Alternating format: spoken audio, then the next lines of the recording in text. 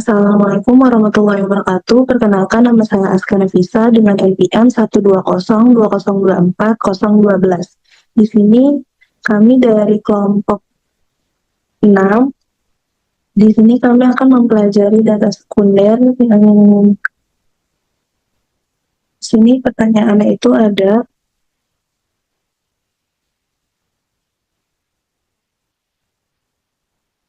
sediakan data dari masing-masing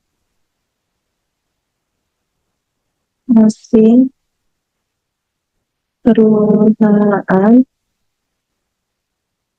di bidang perbankan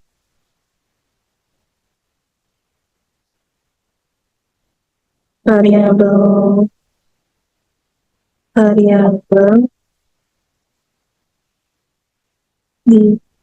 dependen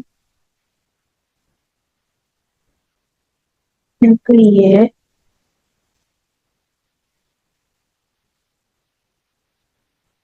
adalah keuntungan.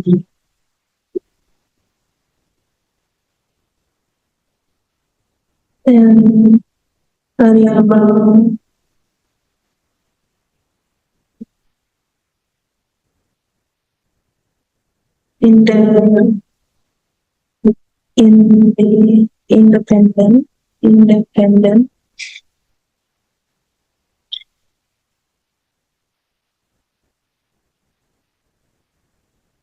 independen ke aset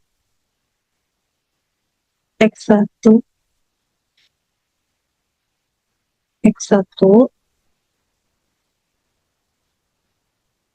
dan harga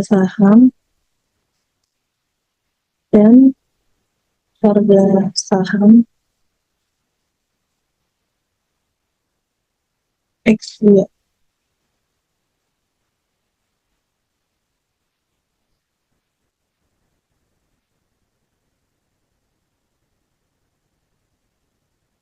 Pertanyaannya itu ada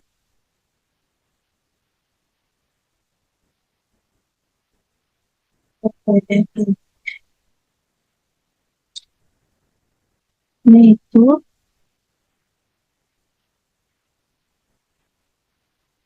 yang pertama adjusted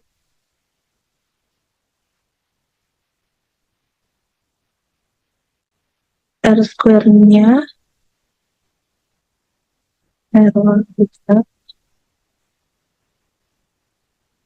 dan interpretasinya. Nah, nomor 2 uji F3. Yang ketiga ini uji T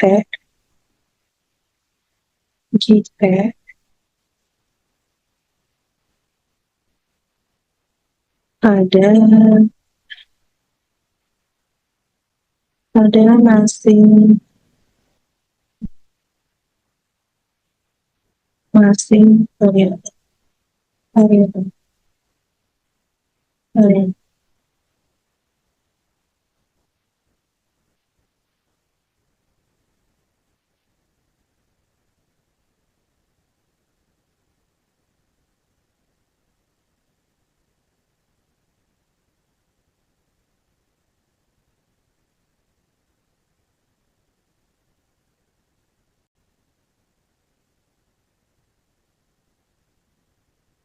Jadi pertanyaan itu yang ditanyakan pada data uji analisis regresi linear berganda pada data primer.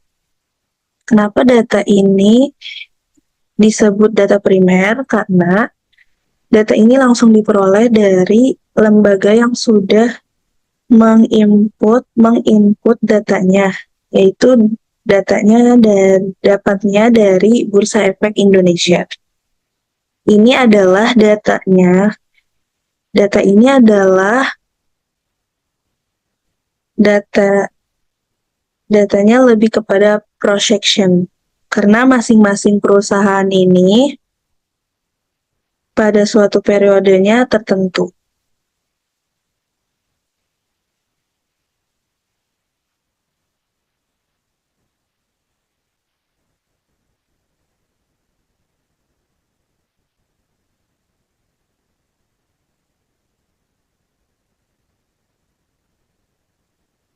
Oke, selanjutnya di sini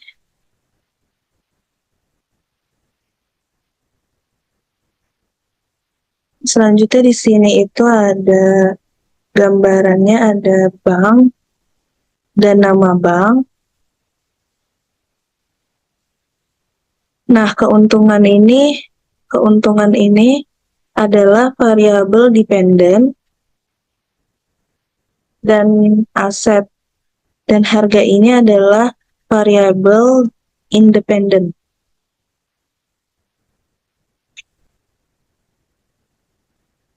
Lalu selanjutnya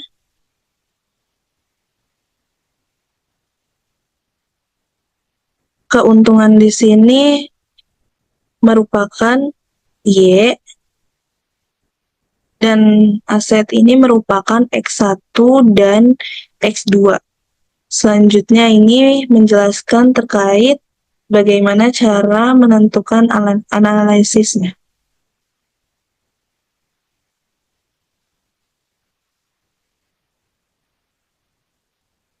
Warahmatullahi wabarakatuh.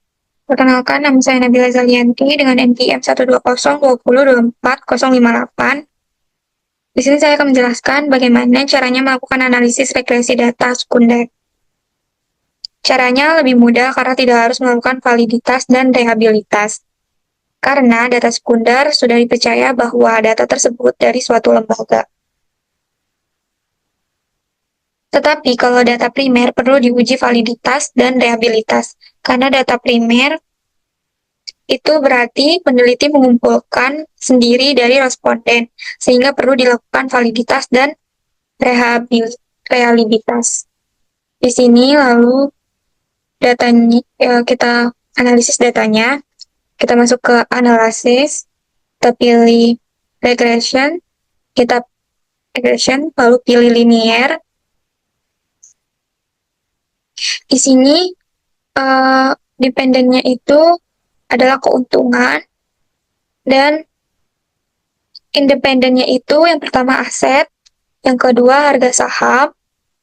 Lalu di sini kita tekan OK, sehingga hasilnya jadi seperti ini, yang nantinya akan dijelaskan oleh teman-teman saya. Assalamualaikum warahmatullahi wabarakatuh. Perkenalkan, nama saya Yatika Hayati dengan NPM 12020240097. Jadi di sini saya akan menjelaskan jawaban dari pertanyaan yang pertama, yaitu terkait dengan determinan koefisien determinasi atau R-square.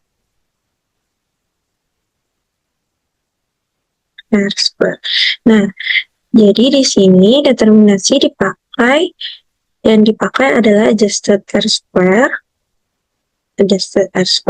Nah, diketahui adjusted R-square ini 0,955.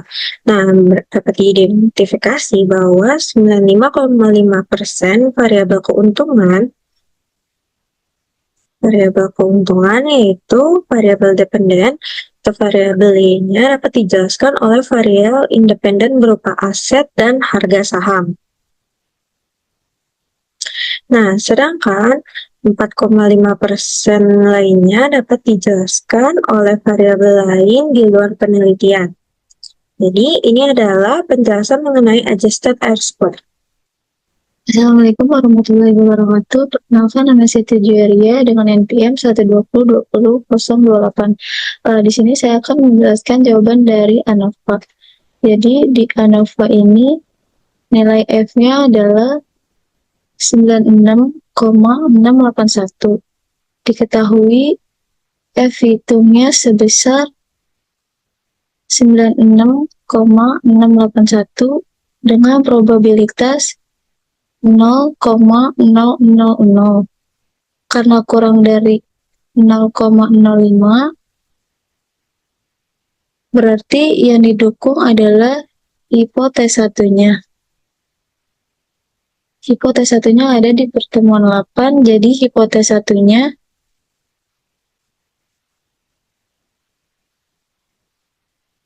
hipotes 1 sama dengan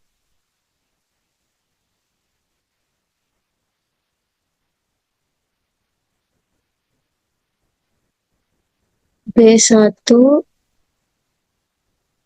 beta 1 tidak sama dengan beta 2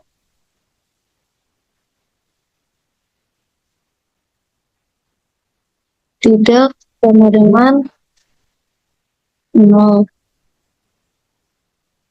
Sehingga dapat disimpulkan bahwa model regresinya dapat digunakan untuk memprediksi keuntungan. Keuntungannya ini Y-nya di sini, atau dapat dijelaskan bahwa aset dan harga saham secara bersama berpengaruh terhadap keuntungan. Wabarakatuh, perkenalkan saya Fisubirila Jozia dengan PNM 2024-034.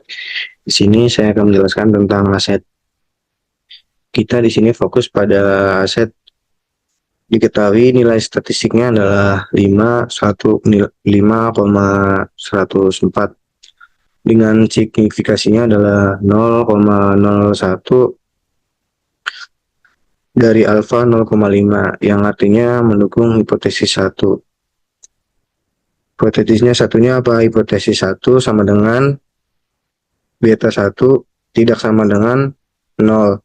Kenapa bisa seperti ini? Karena HO sama dengan beta 1 sama dengan 0.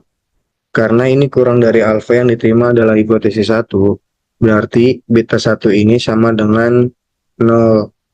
Sehingga nilai 008 koefisien regresi atau beta 1 itu dapat diinterpretasikan, artinya variabel aset berpengaruh aset berpengaruh positif signifikan terhadap variabel keuntungan. Semisal X1 mengalami kenaikan, maka beta satunya adalah 0,008. Kenapa naik? Karena nilai positif. Kenapa M rupiah? Kalau di X1 satunya rupiah, berarti di Y-nya juga rupiah. Kenapa bisa 8 juta? Karena rupiah dijadikan juta. Assalamualaikum warahmatullahi wabarakatuh. Perkenalkan, nama saya Ibrahim Salim Bawazir dengan NPM 1202024-037. Selanjutnya, saya akan menjelaskan tentang uji T pada variabel harga saham. Kalau tadi aset, sekarang kita fokus ke harga saham. Di sini diketahui nilai T-nya, nilai T statistiknya adalah 5955 dan nilai signifikasinya adalah 0,001.